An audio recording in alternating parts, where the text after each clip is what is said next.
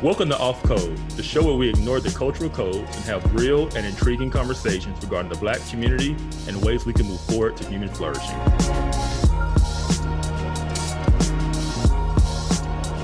Hello, everyone, and welcome to Off Code. I am Monique Dusan. On today's episode of Off Code, Kevin is on Chad Jackson's podcast talking about the need or lack of a need to continue to fight for Black culture. Should we, as Black Americans here in the States, continue to fight for and push this idea of Black culture, or should we just be talking about American culture?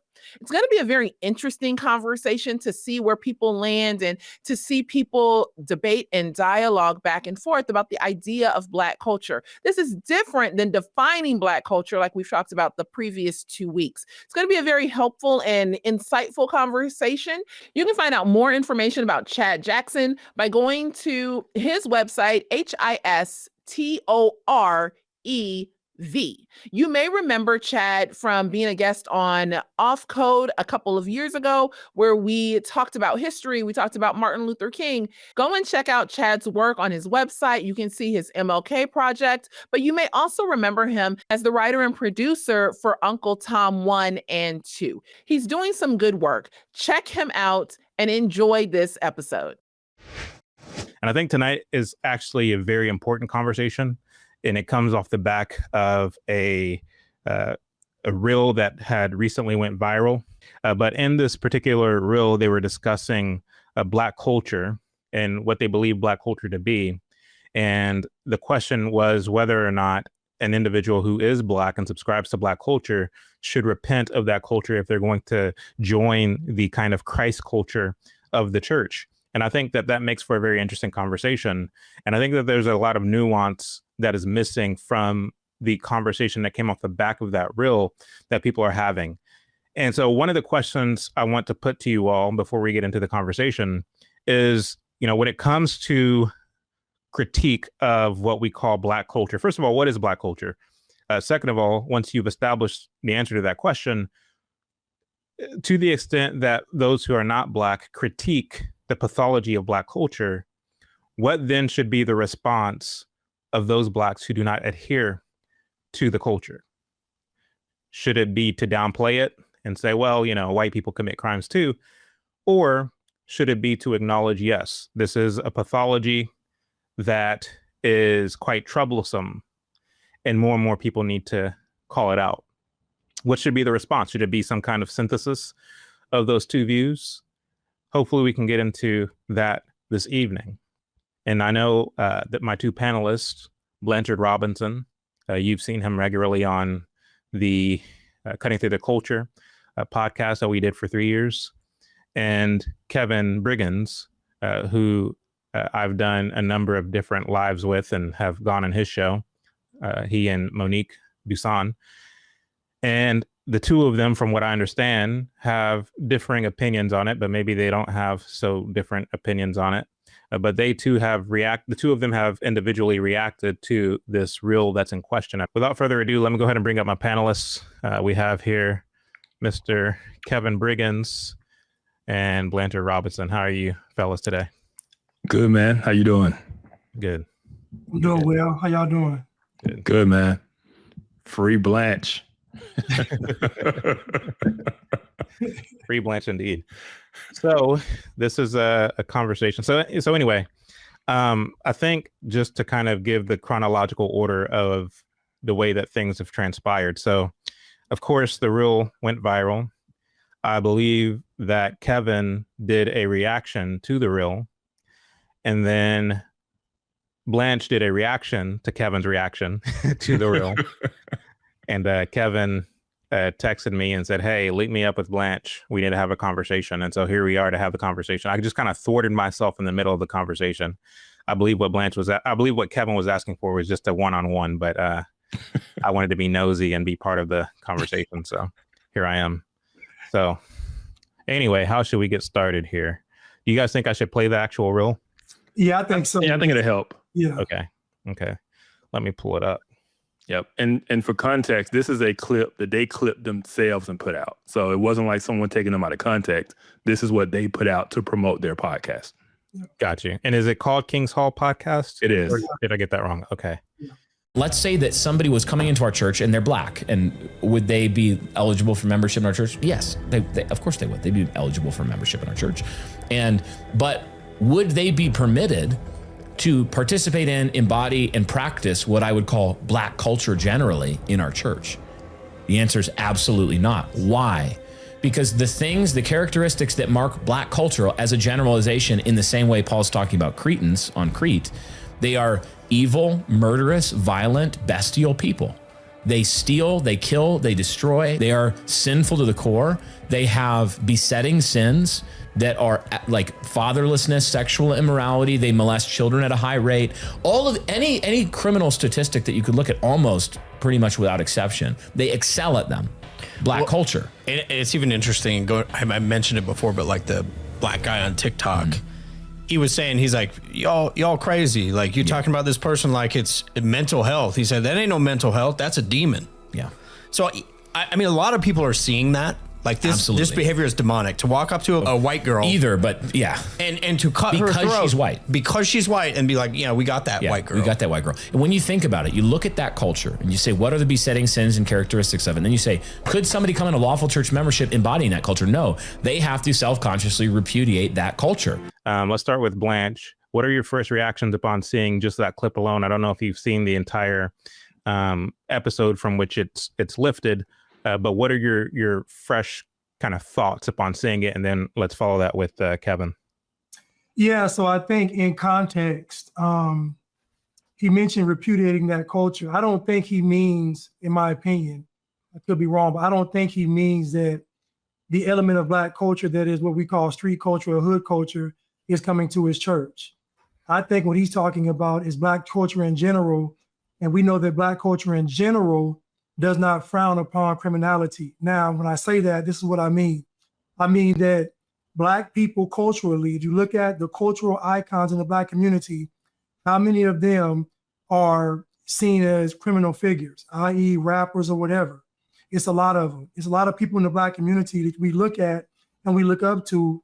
And so I think he's talking about that part of the culture that is accepted by black people. Now, we're going to say that black folks don't accept it. Not all black people. Most black people don't do crime. Most black people work. Most black people are not out here tearing America up. However, most black people do indulge in the culture. So for example, Jasmine Crockett is a part of black culture as much as Sexy Red. Both of them are destructive. But again, you would look at Jasmine Crockett and say successful black woman, married, family, and all these things, but her messaging is destructive. Sexy Red, obviously, messaging is destructive. So I think the problem with black culture is that if you ask 10 black people what black culture is, you get 10 different answers. I don't think black folks can even define black culture. And so when these guys are talking about black culture, keep in mind, I say this all the time, this is from a white, maybe white disgruntled, I'm tired of this perspective. This is not I'm just indifferent, I'm objective. No, white people are tired of being accused of being racist. It was a black fatigue episode. Yeah. And so I think the comment that he made, if he had actually just not been upset when he made it, maybe, or kind of calmed down, it probably came out a little bit differently. But I think because he wanted to drive home the point that it was more like, I'm upset at what's going on, so let me say this. I do agree with things he said as far as the cultural aspects, but I don't think that it's all black people. But we have to say that when I look at commentary on that incident in that train, and they were going off of that train, they were mad about the train incident, which was horrific and bad. But again, that's not most black people. However, if you look at the train, the black folks that was on there was just sitting by and watching, doing nothing. So I don't know. And then one black guy did go and help the young lady. But my point is that there is this overall black culture that is not just accepted, but is promoted. If you look at how black people are marketed to, If you look at who they promote in Black culture, if you look at who's in the who's who in Black culture, they all seem to tend to have these same shit ideologies and beliefs. But I don't think that his comment, in my opinion, I don't think he meant a criminal coming into his church or a thug or whatever, ratchet coming to his church and wanting to find the Lord. I think he's talking about the aspects of Black culture that the normal Black folks condone. I would say I don't think you can take his description of what he described Black culture and then attach Jasmine Crockett to that. Violent, evil, murderous, bestial people. I don't think we can sit here and say that is Black culture, right? There's a lot of issues I have with Black culture. You know, I don't like Joy Reid. I don't like, what's his name in Atlanta, the pastor? Jamal Bryant. All of these people that like Warnock, all of these, they represent Black culture, but they don't fit that description, right? Black culture is more than what he just described. And once I said what he described is those images that Chad was showing in the reel before we got started. He's talking about inner city, low class, violent street culture. And he painted that as Black culture, right? And that was my issue with it. It's like, because he said in general, if some Black person came into my church, they couldn't practice Black culture. And then he described what he meant by Black culture. And that's what I was like, nobody from that culture is coming in your church. And we can't try to like extrapolate and say, well, because Jasmine Crockett talks with a ghetto accent and acts a certain way, then she's that culture. No, for the culture he described, he was painting a very dark picture, right? And I didn't think it was a fair representation of what I would call Black culture in general, which I'm not a fan of, but Black culture in general is not that, right? That wouldn't describe the vast majority of Black people. It just wouldn't, And I said, I got my issues with Black culture. It is a mess. It's, we can get into the whole Marxism thing. We can get into the aspects of fatherlessness and all this type of stuff. But what that picture he laid out, I'm like, nah, you're not going to just lay this blanket on Black people like that, because he's trying to paint this narrative, because like I said, it's in relation to the train incident, right? And I'm going to be honest. When you look at that train incident, that something's wrong with that dude. That was not just Black code. That wasn't just some thug that got upset. Something's wrong with that dude. And his mom even wanted him locked up. But we can talk about the judicial system kept putting this dude back on the street. That wasn't Black culture that killed that girl. And then he's saying, I got that white girl. Something's wrong with that dude. We can call it mental illness. We can call it demonic. Something's wrong with that dude. And that wasn't an issue of Black culture, So let me go ahead and add some nuance to this conversation. Full disclosure, I'm more in line with Blanche's thoughts on this subject matter than with yours, Kevin. I'm going to have to offer some pushback because I feel like we're isolating what the fellas in the reel are saying from the larger picture of what's been going on in this country for a very long time, as it relates to exactly what you brought up, which is the Marxist piece, which is the culture, which is the kind of gears that are turning that kind of gave us this picture of what we call today Black culture. While it is true, as Blanche acknowledged, that, and you acknowledge as well, that the overwhelming majority of Blacks don't participate in any of the things that, I forget the guy's name, laid out, it is true that there tends to be this kind of ignoring of the pathology, participation in the pathology, insofar that many Blacks are entertained by it. Many Blacks, they downplay it to put it in a word. And so it's kind of like the sin of omission, in a sense. It's kind of the sin of not repudiating it, or saying that, this isn't representative of me or who I am or what I am. And I think, too, one of the things to take into consideration is the fact that many Blacks insist that there be a Black culture. What do I mean by that? Well, if you look at those pictures, those images in the opening countdown of Blacks from a time long since past, these weren't people who insisted on a Black culture. Yeah. These were people who were church going, who considered themselves as part of the larger American framework. This idea of insisting on a Black culture wouldn't come until the 60s. You saw vestiges of it, remnants of it, as early as the 1920s during the Harlem Renaissance. Yeah. There's a book that I recommend everybody get. It's called Miss Anne in Harlem. Miss Anne in Harlem. And what this book documents is the white and Jewish, not that any of that matters. It's to say that they're non-Black. Non-Black financiers of Black art. And when you read the pages of this book, what you see is that you had these financiers who were recruiting Black people who were talented to play a certain role, to sing and dance to a certain tune. And they were insisting on getting back to Black roots, whatever that means. Because what they envisioned or what they saw Black culture as was this kind of hearkening back to the jungle. And so they would pay and bankroll this talent so long as they would sing a certain tune. And initially, when they started doing this, you had this kind of pushback from students at Howard, from students at Tuskegee, and others. This is well documented. There's newspaper clippings that I literally have in my archives of students, Black students, saying this doesn't represent us. This isn't. So you had a very strong Black contingent that said that, you know, what you're displaying is not representative of me. It's not representative of where I come from.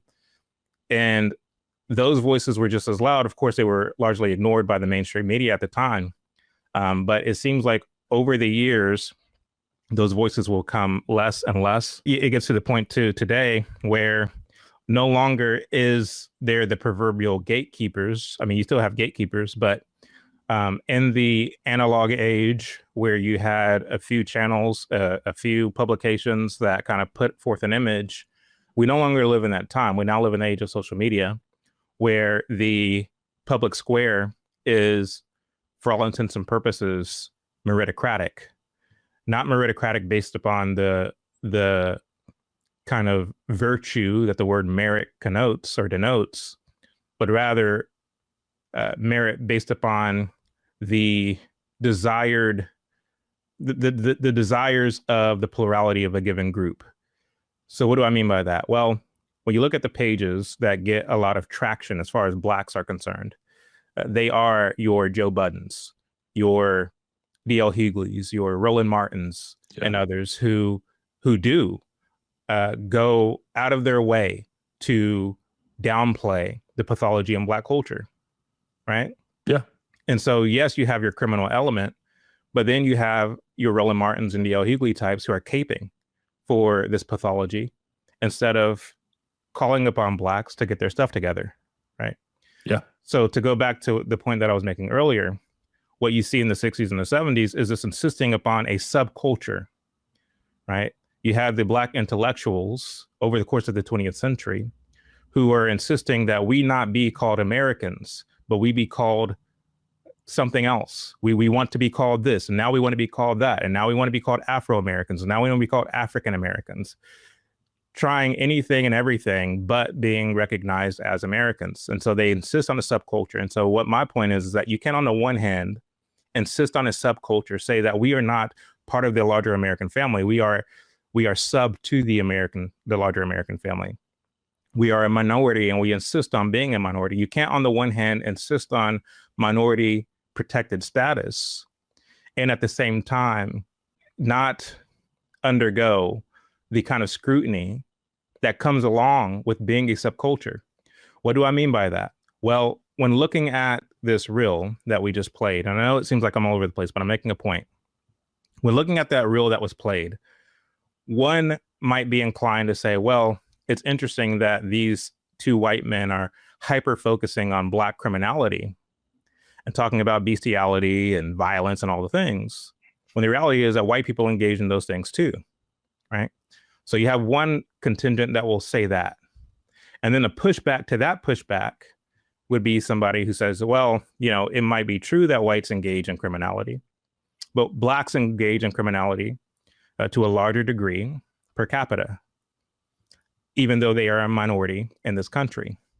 And so when you insist on being a minority, when you insist on being a foreigner, you invite the kind of scrutiny that comes along with being a foreigner, because people of any group, of any context, are more likely to judge more harshly the foreigner than they are their own. This is just a fact of life.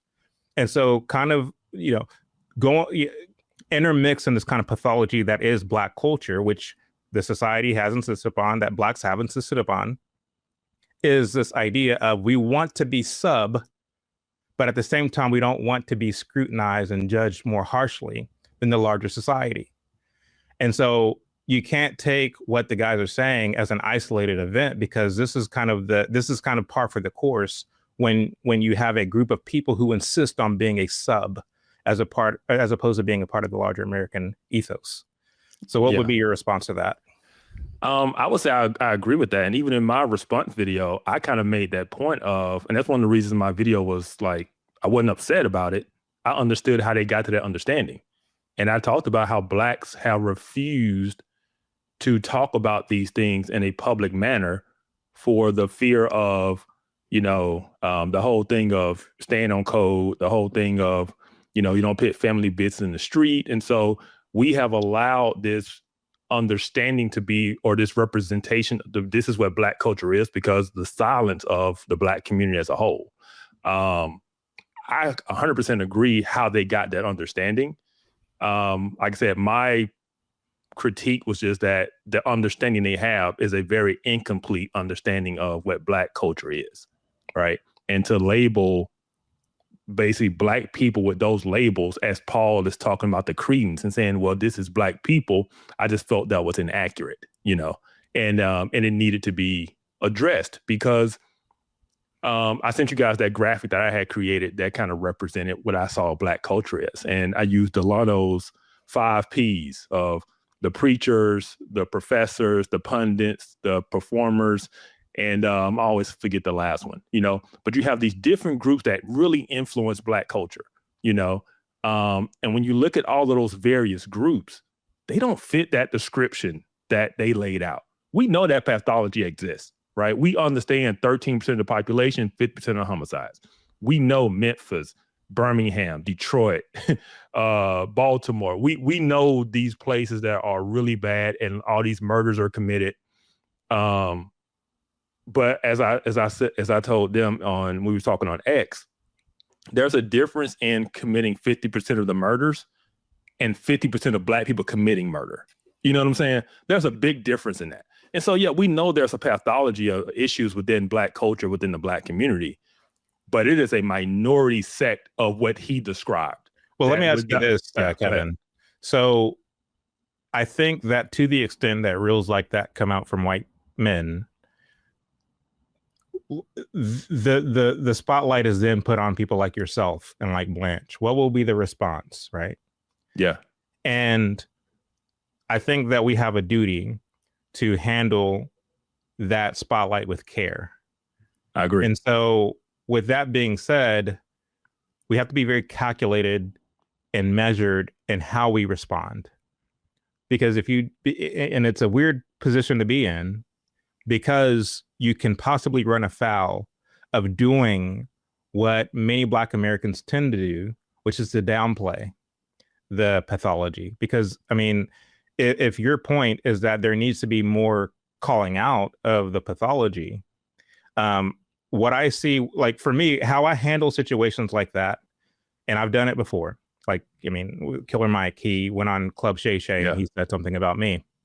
And for me, like, I saw it as an opportunity. He accused me of, he said, who's paying Chad, right? So that was a big scandalous thing. And you'll notice I didn't even address that. I don't know if you saw my reaction to it. Yeah, I did. But I didn't even address the whole who's paying Chad thing. Anybody can see who's paying me. Just go to my website and you can see that we're crowdfunded. What I took it as an opportunity to do was to raise a question over the matter at hand, as far as I'm concerned, which is, King did more to damage Black America and America at large than he did to benefit and to help it. So I saw that as an opportunity to really push a higher and a more noble agenda. And so for me, what these guys bring up, these two white guys in this clip, is something that I think is worth talking about. And to the extent that I put the focus on them and they get it wrong and they're talking about all Black people, I think that distracts from the fact that the pathology does need to be called out because it is at odds with the gospel. I mean, we're dealing with the backdrop of a certain contingent who has captured the institutions that insist that Christianity is one and the same with quote unquote whiteness. Yeah. The church that I used to go to. Shortly after Trump won the 2016 election, this church, and this was before I went there, I only started going there maybe 3 or 4 weeks after, and I didn't even know about this town hall. But they had a town hall after Trump won the election. And this church was pretty diverse. It was split even between Blacks and whites. And the Blacks were very upset that Trump won. He's going to bring racism.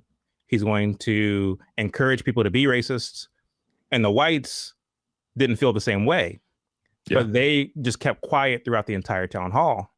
And the Blacks were doing all the talking about how this is an atrocity. How can America do this after Obama? This was kind of their sensibilities. And that's kind of what I think of when I listen to what those two men were talking. It's not so much that the Blacks in the congregation were involved in the kind of criminality that we're talking about, but it's rather the case that they share the kind of same sentiments and the same kind of beliefs that the kind of Marxist milieu of Black culture kind of insist upon. And so I think that's more so what they're talking about, even though, to be fair, they were talking about bestiality and all the other things. And so, you know, I don't want to put words in their mouth, but I think I get what they were trying to say. I don't agree with where both y'all are coming from, because there is a truth to that. When Trump won the election, I was serving as an elder in a predominantly white Reformed Southern Baptist church. It don't get no evangelical than that. And we had, several Black families in our church, and this erupted. This is kind of what you're describing. And they went woke. They weren't woke, and then they went woke. And when they went woke, their demands for the church were basically to take us down this Marxist path, right? So I get what you're saying. I think you're giving these two guys way too much intellectual credit. I don't think that's what they were talking about. He described exactly what he was talking about. And I think you're giving them too much benefit of the doubt. Like I said, the context was the stabbing on the train, right? And then his description of what is Black culture fits that violent description. I mean, he even went bestiality. I mean, I didn't even know that was a stereotype of the Black community, and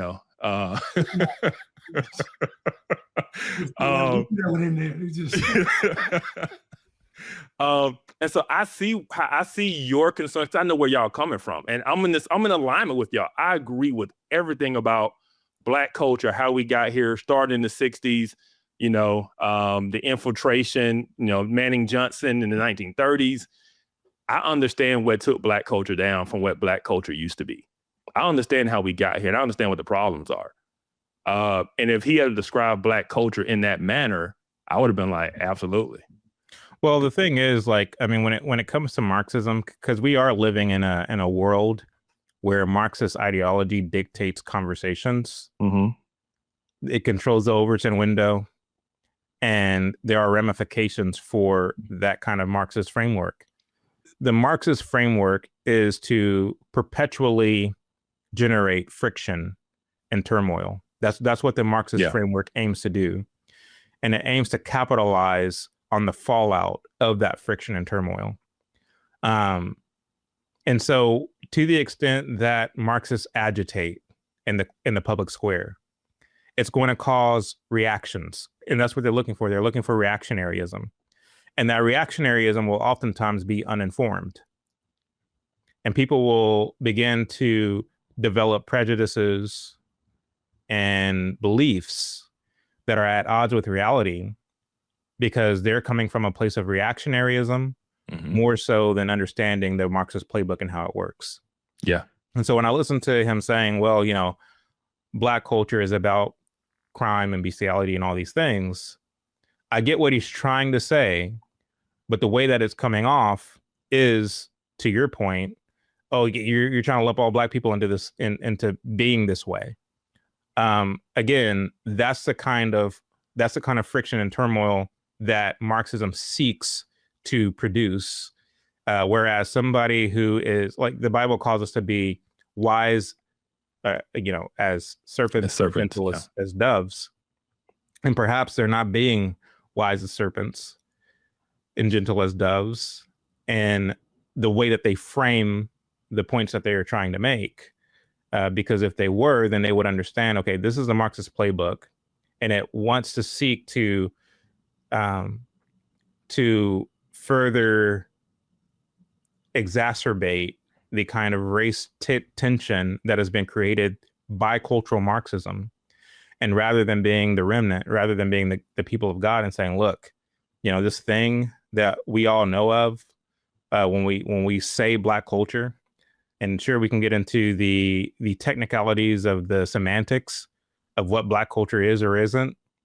But the reality is, to the extent that you have that criminal element of this culture that insists on being a subculture, and those who are not participating in the crime are not in a kind of robust way rebuking it.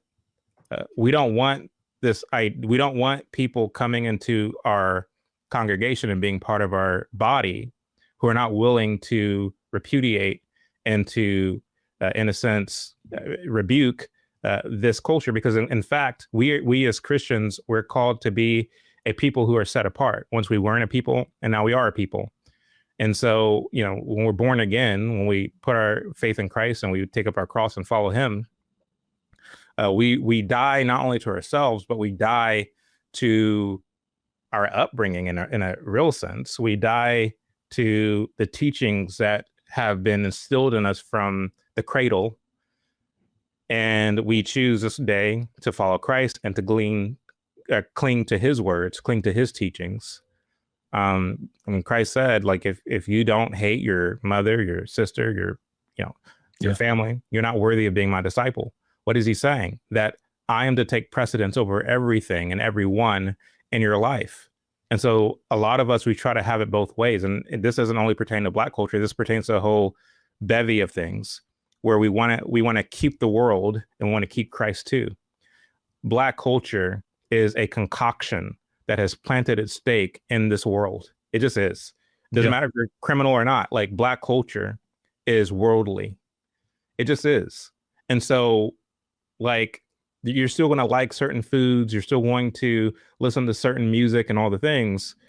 And hopefully we are ever being sanctified in Christ as we pursue him. We read in James, draw near to God and God will draw near to you. And so he's constantly sanctifying us and making us new.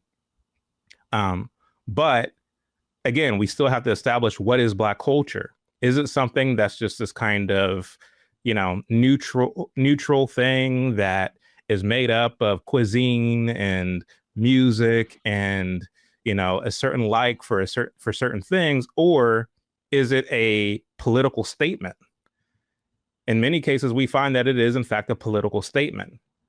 That's what, I mean, if you look Blackness at the intellectual undergird of Black culture over the course of the 20th century, which is given rise to the way that we subconsciously view Black culture today, it is a political statement. If you are in a public school and you find yourself to be in February and you're looking at Black history, I say all the time that you're not actually studying Black history, you're studying Marxist history with Black faces. And to the extent that we think about Black history, we think about the struggle and how certain Black activists have helped to lead their people through the struggle by way of activism, and Marxist activism at that. And of course, by and large, they don't call it Marxism, but that's actually what it is. Yeah. And so Black is more than an ethnicity, is more than the color of one's skin. It's a political statement. And so if we're dealing with that definition of what Black culture is, and I know everybody has their own opinion, then that is something that needs to be repented of, in my view. 100%. And if he had given that definition, I would be like, amen. You know, but he wasn't talking about supporting abortion. He wasn't talking about, you know, supporting LGBTQ, supporting the Democrat Party platform. That's not what he described as, you know, the pathologies that Black culture in general needs to repent of, liberation and all of these types of things. No, he went straight to the violent, murderous, evil stuff, right? And like I said, I think you guys are giving them way too much intellectual credit as to what they believe Black culture is, as to what you believe Black culture is and what defines it. And I think you're on two different pages from them, you know. Blanche, chime in here.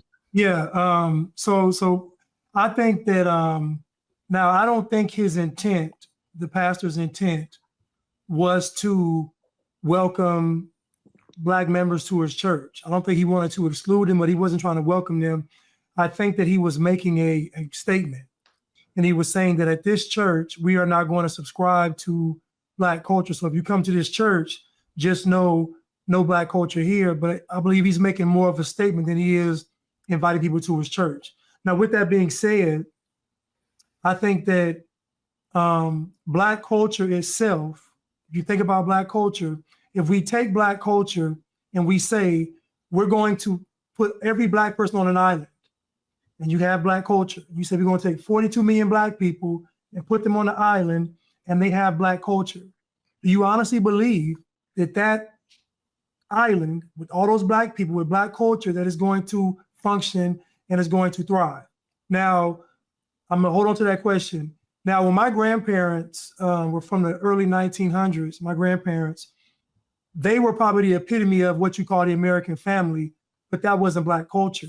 That was Black people that were perfecting what you call Western culture or American culture. So it was just right, because decency is universal. There's no ethnicity that has a monopoly on it. So it's just a flare of Blackness with the already established culture, and also the foundation of that culture was Christ. So we can say the church, we can say God, Christ, everything, all those things. But however, what Black people did was they created something to even go against that. Yeah. So not only were Black people going against Western and white culture, they were going against the Black version of it too. So they went against it completely. And now, if we look at the numbers tell you what Black culture is. So if you look at the Democrats, Black people are voting 90+% Democratic. When polled, you got 60% of Black people in favor of socialism, 40% of Black people in favor of capitalism. So abortion rates, we can go to homicide, forget the crime. I'm talking, we can exclude the subculture of Black people. We can exclude it. They just had 2 shootings at Black colleges just these last week. They had 2 shootings. People died on the college campus. Now, 40% of the corporate Black workforce comes from HBCUs. Every time people talk about HBCUs, they talk about how ghetto they are, how bad they are, and all these things. But I'm telling you, that's the culture, though. And so these Black college campuses that are producing all these corporate Black people, the culture of the campus is Black culture, and it's not good. And I'm going to say that I don't think there's any aspects of Black culture that are good. And I say that because, in my opinion, Black culture wasn't created to be sustainable for a group of people. It was created to be at odds with something that's already established. Western civilization. Yeah. Western civilization, but really, if we get past that, really it's just against God. Yeah. It's just honestly, it's not really a white or Black thing. It is a rebellion against God thing. But the problem is that if you look at Black culture, George Floyd has a statue. George Floyd has 2 statues. The problem with that is that even though Black people say we aren't a monolith, even though Black people don't commit crimes as a group, the problem is that who do Black people elevate? So when the Democrats come around, how was the number 1 issue for Black people criminal justice reform? How was the second issue abortion? How was the third issue trans children? Like, how are the Democratic Party pushing this to Black people? And Black folks aren't saying we don't want that. And I think the problem is that the way the pastor said it, in my opinion, is similar to the way that Christ told that woman that she basically was like a dog. And then she responded and said, well, even dogs can get scraps from the master's table. And I love that verse because that was an opportunity where she got tested to be offended, but she wasn't. And guess what? She was blessed behind that. I'm saying that the way he said it, in my opinion, needed to be said that way. Reason why is that what he said, we're not supposed to get offended by it. Now, listen, most Black folks ain't going to his church. So we're not going, like Black folks aren't going to his church. I'm simply saying that to me, that should have been a trigger for Black folks to say, you know what, maybe we should stop condoning and promoting. Think about the TV shows we have. Think about Power. Think about look at what we glorify as Black people. And we claim we're not a monolith, but every time I look around, you can take the most deplorable Black person from the hood. If they get on stage and say, white people bad, Black people good, they're embraced. It's just that simple. And so I think we have to be honest about what the culture actually is. We can't say we lead the nation in STDs. We can't say we lead the nation in, think about it, the majority of Black children cannot read, write, or do math on grade level. That is a cultural problem. Why? Because Black culture itself does not put education at the top. It doesn't. And so I'm not saying all Black people. I'm saying that when it comes to Black culture, the majority of Black people will come to its defense more than it will be condemned. And I feel like if Black people just get back to biblical values, this stuff gets erased tomorrow. The problem is that the culture has now overridden what our grandparents did, maybe what our parents did. And so now you have Jamal Bryant with a communist fist in the pulpit. Now you got Kamala Harris putting on blackface.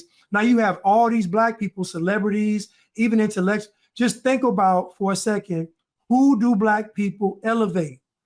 And my thing is, they're not going to elevate Kevin Briggins. They're not going to elevate Chad Jackson. They're not going to elevate Free Blanche. Who they're going to elevate is the people that most identify with the culture. The reason I brought up Western civilization, Blanche, is because historically, what has undergirded Western civilization is a Christian ethic. And so, yes, by coming against Western civilization, essentially they're coming against God because of the fact that a lot of what we look at in terms of our laws historically, in terms of what we look at with the kind of framework of what is America or what is Western civilization, it has been undergirded by a Christian ethic. Hey guys, I want to take a quick break to tell you where Krista and I will be speaking very soon in Indianapolis. We'll be right back. Truth and courage. Christians need a good dose of both in this current cultural moment. That's why you need to be at the 2025 Maven Conference. We are going to look at the anti-Christian culture that we're currently in and the unique challenges that it presents to us. The challenges of expressive individualism, the authority of the self, and how that dominates so much of our society. And then also critical theory, the ideas that permeate every institution. And families and students need to figure out how to navigate those challenges. So join us in Indianapolis on Saturday, November the 8th, where you'll get a good dose of both truth and courage to help you navigate this challenging world. Go to mavenconferences.com to register.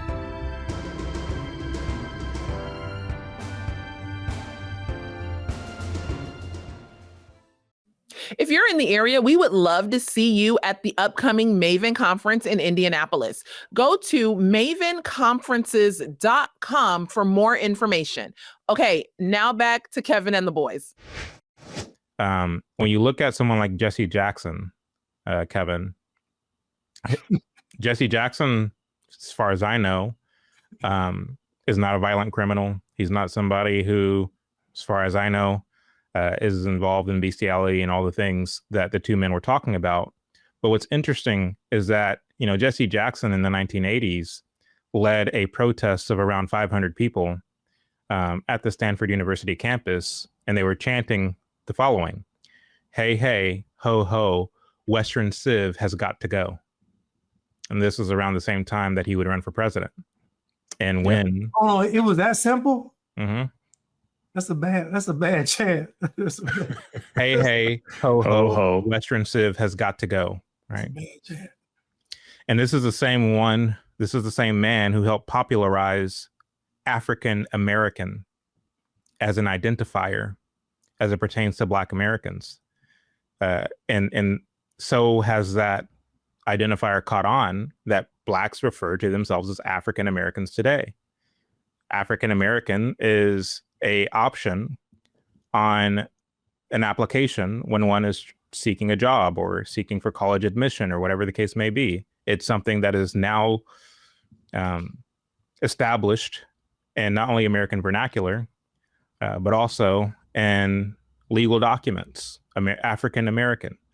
And the inception of it is a political statement that is against Western civilization, which has as its undergird the Christian ethic. And so with that being said, since we can acknowledge and we can trace the kind of how Black culture and how the African American came into existence and all of the Marxism and anti-Western civilization and anti-Christianity that it entails, my question then is it a noble fight to insist on, well, that's not Black culture, this is Black culture? Is that a noble fight? I think it is. And I'll say this. Number one, like I said, I keep saying this, I agree with y'all in terms of the whole narrative. And I offered to go out there and sit down and talk with these guys. And these are the things I was going to talk about, right? Because I much rather they have a proper understanding of what Black culture is and how we got here. Because I've said many times, to be Black is to be Marxist, right? And when they say they want to tear down whiteness and they want to tear down white supremacy, what they're really talking about is Judeo-Christian worldview and values, right? Western civilization. These are just code words for two competing worldviews. 100% agree. And I was going to sit down and have that conversation with them in person. Like I said, I do think it is a noble cause to speak against people who want to paint Black people as evil, violent, murderous people in general. That's just not true. Like Jesus' statement to the woman was true. Their statement is not true, even in general, is not true, right? And so, yes, to me, that was worth correcting, because what they're doing, especially to their audience, is they're painting this false picture. And I see them on Twitter. They're trying to paint the picture that white people are in danger of Black people. But that's not the question, though. The question is, because I think that those are two different questions. Because what you're answering is, it's important to correct them on this notion that all Black people are this way. That's not the question. The question is, if we know what the way that Black culture has came into vogue, and all of the Marxism and all of the pathology that it carries, if we know what comes into the mind of most people when they hear the words Black culture, is it a noble cause to go on the front lines and say, well, no, that's not what Black culture is. This is what Black culture is. That's the question.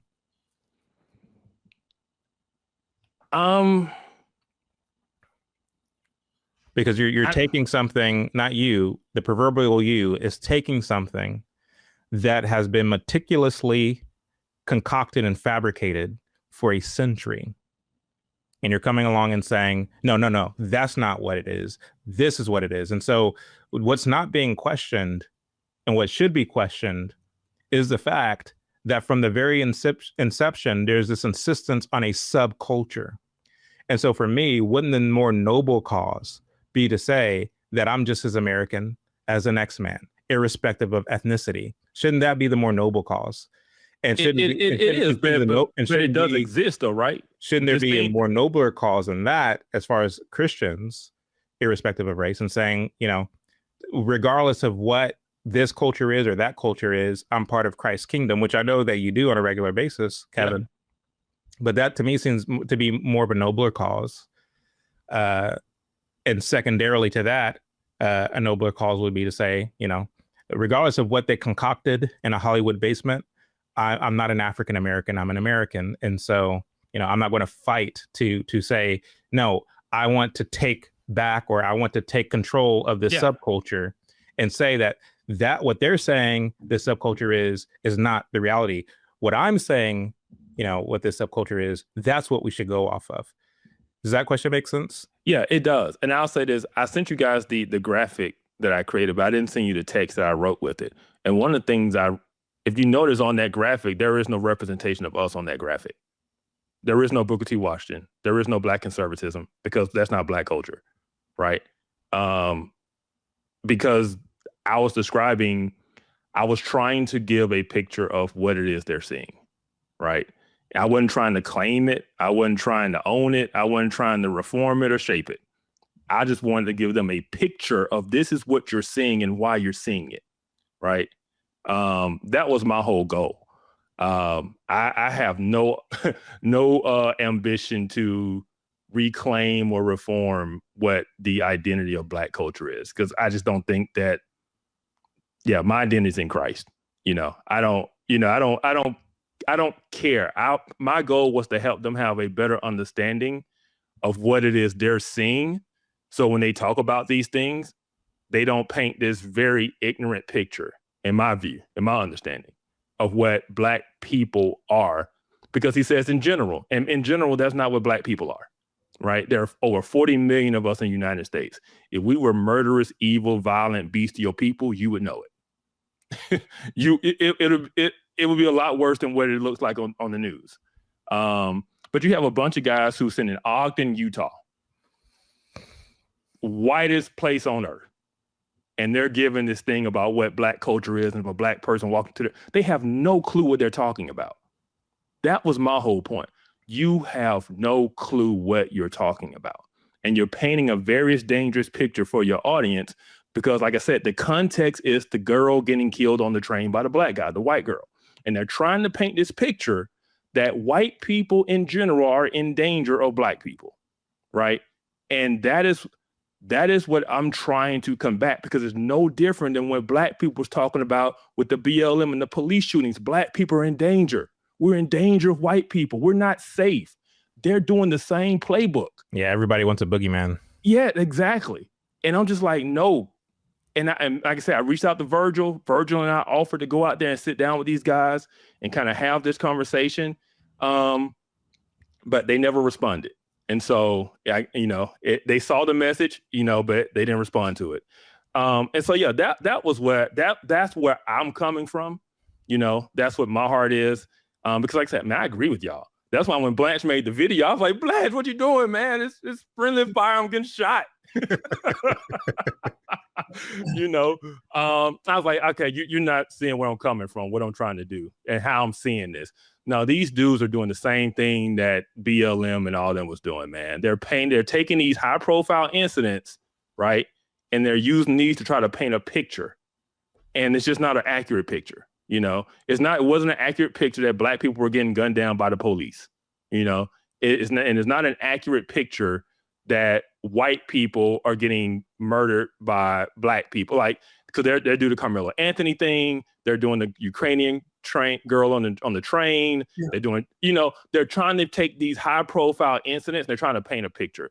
And that's why his character of what Black culture is in general was very dangerous. And I felt needed to be corrected, So I would say that, and listen, I understand 1,000% where you're coming from, because I talk about this all the time about how when, let's say, this segment of the white population, when they are discussing Black people, they don't take into account the history of communist influence, Marxist influence. They don't understand that we've never seen in a society a group of people under communist programming for over a century. We've never even seen it.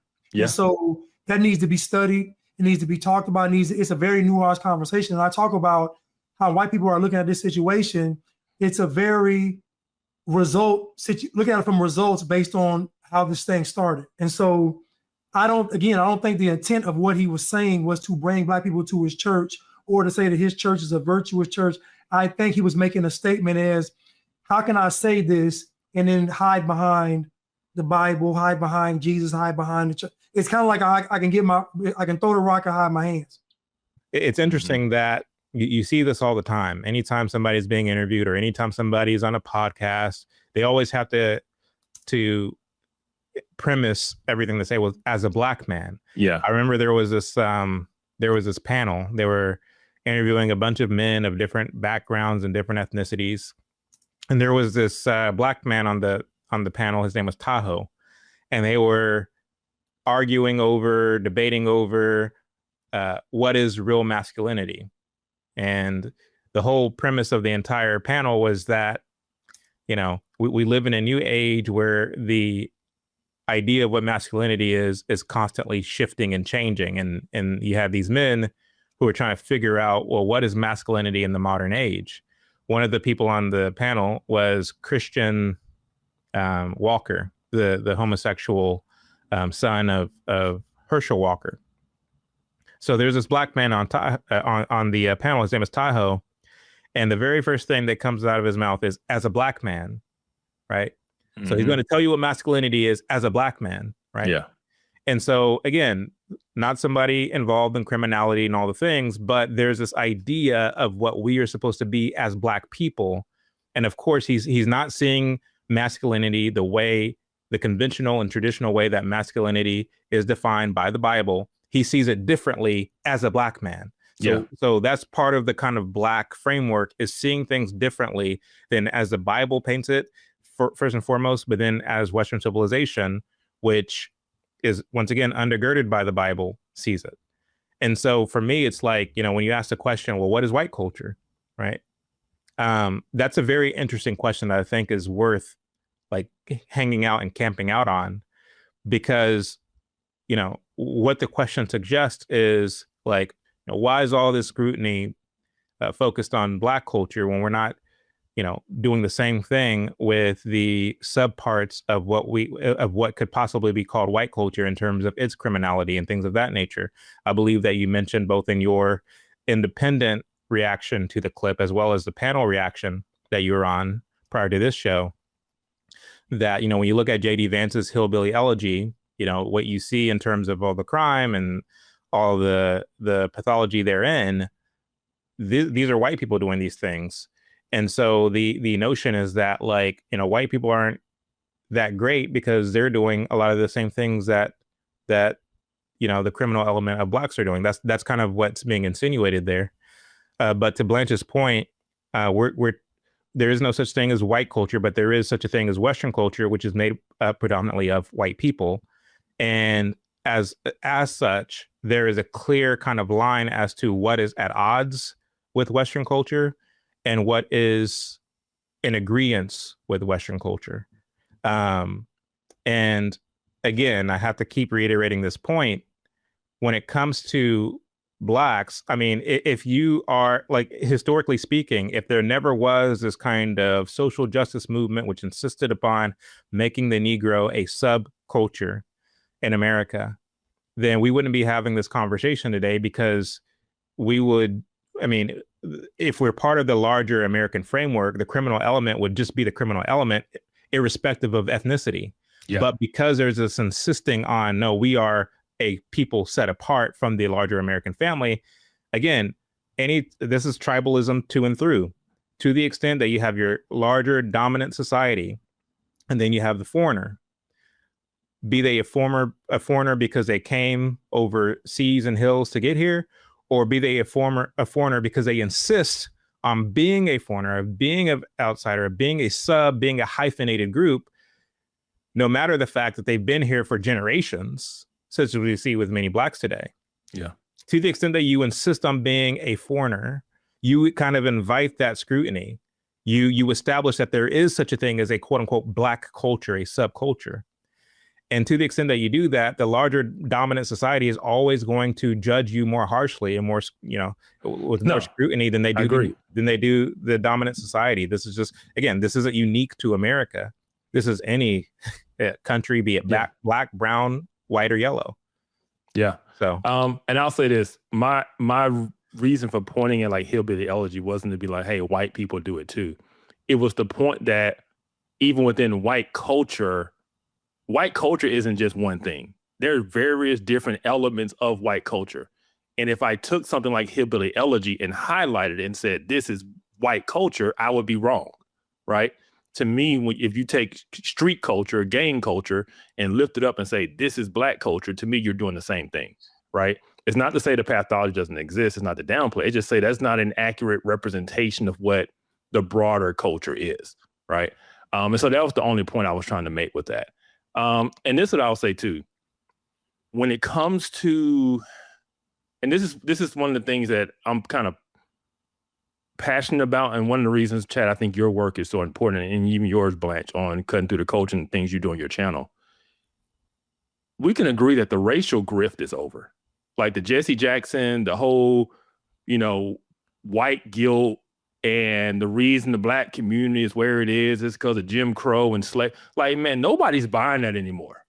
No one, people ain't buying it no more. They're tired of it, right? It just doesn't work.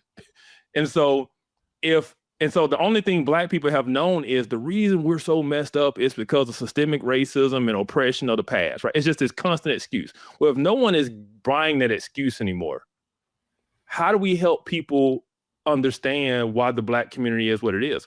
Because the alternative that people are coming to is that black people are inherently X, Y, and Z, right?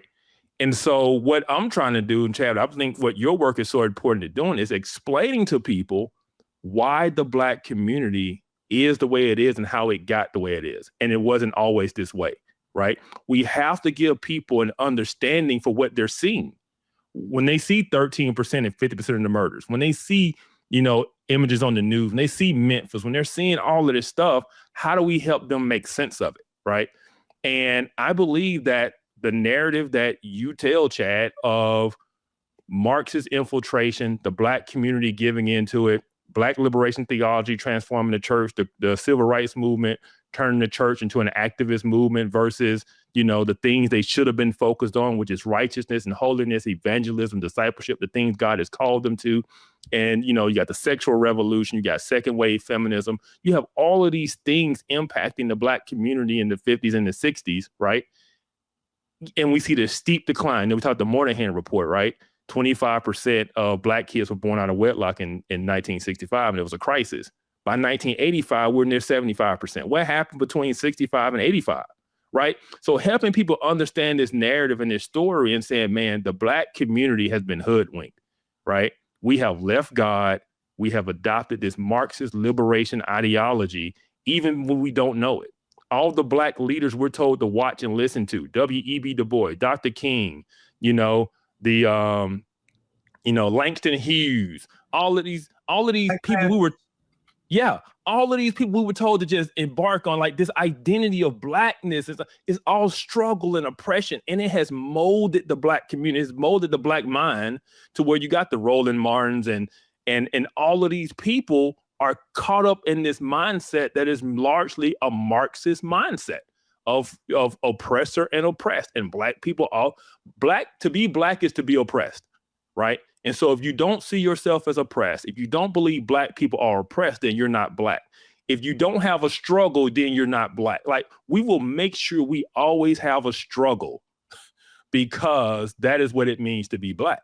And that is a defeated victim mentality mindset of a culture to have. You're never going to go anywhere, right? And so helping people understand where we are and how we got here, to me, is important versus them on the outside and coming to their own conclusions because the black community won't speak up about these things, right? Yeah. And so that has been kind of one of the hallmarks of my work. And one of the reasons I tried to approach that video that way from an educational standpoint, it wasn't to downplay the pathologies. It wasn't to say, well, white people do it too. It was to try to give them a broader understanding of what they're seeing, right? Because I'm telling you, you listen to their podcast and some of the other podcasts that are associated with them, they're coming to some conclusions that black people are just X, Y, and Z. They're coming to the conclusions of the curse of Ham and all of these different things, right? They're coming back. And if we do not help the broader public make sense of what they're seeing out of the black community, now that they don't believe the whole oppression narrative, yeah, they're gonna draw their own conclusions, and the conclusions they're coming to are not good for us or for them. I hope you've enjoyed this episode of Off Code and the conversation on, do we fight for Black culture or not? We would love to know your thoughts. So put them in the comments. Is Black culture something we should be fighting for? Or is it something that we should let go of and just hold on to the more overarching view of American culture? Make sure to like and to subscribe to our show, and we will see you next week. Bye.